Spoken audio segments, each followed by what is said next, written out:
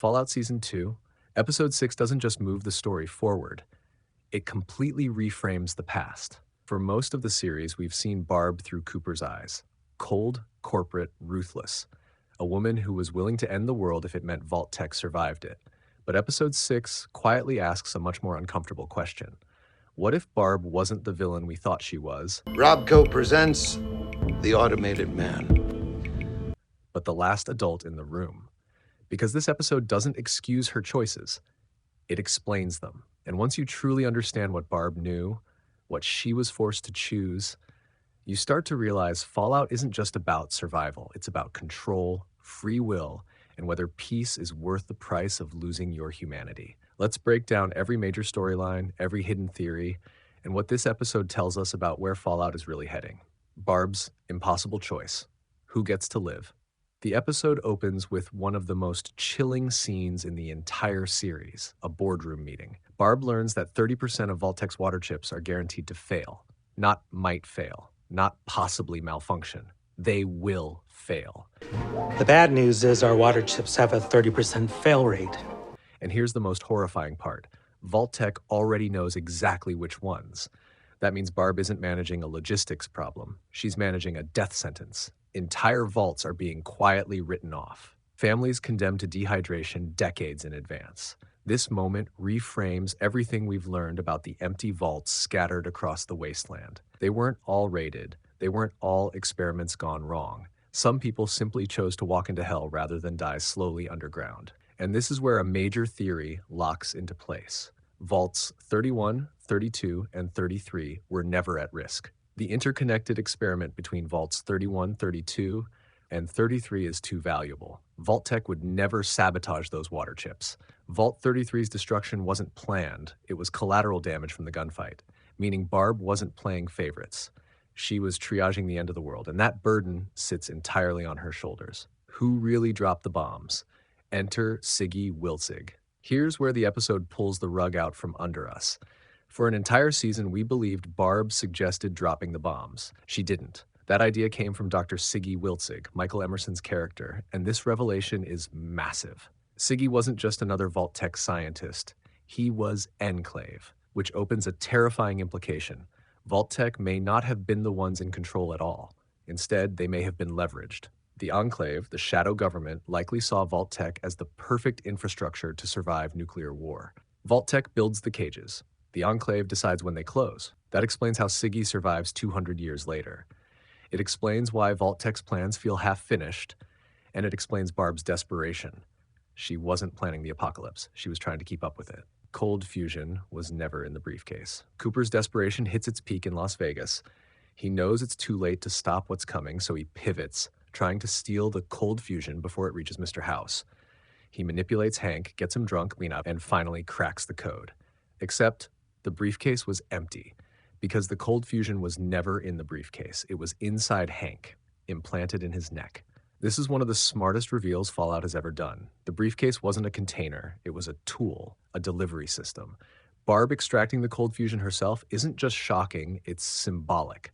She's reclaiming control over something that has already cost the world everything. Now the big question becomes, does Barb give it to Mr. House, or does it end up back with Siggy and the Enclave? Either option is terrifying. Lucy versus Hank. Morality in a broken world. Lucy's storyline in this episode is quieter, but more devastating. She wakes up in the New Vegas vault to a note from Hank asking her to meet him. She doesn't. Instead, she corners him at knife point, and here's the key moment. Hank is relieved, because Lucy wanting justice means she's still herself. The wasteland hasn't broken her. But then Hank shows her the truth. The brain-computer interfaces, the chips. People from rival Legion clans, sworn enemies, become peaceful the moment the chips activate. No rage, no hatred, no war, just obedience. And this is Fallout's central philosophical question laid bare. Is peace worth losing choice? Lucy is horrified, but she's also the one who presses the button. She stops the violence, and for just a moment, the world works. That moment should scare you. Vault 33 is falling apart quietly back in Vault 33. The cracks are finally showing. Those strange dance scenes from the promo, they weren't real. They were in Reg's head, a man high on abundance mistaking comfort for freedom.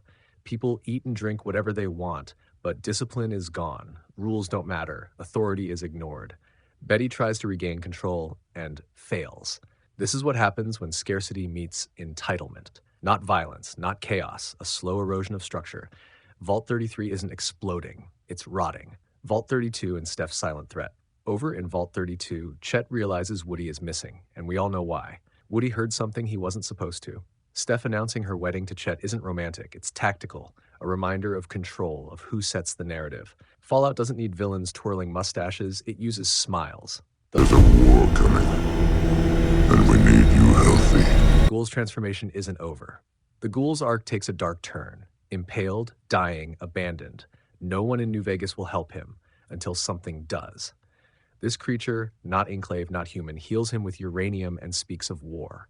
Not the war, a war against the Enclave.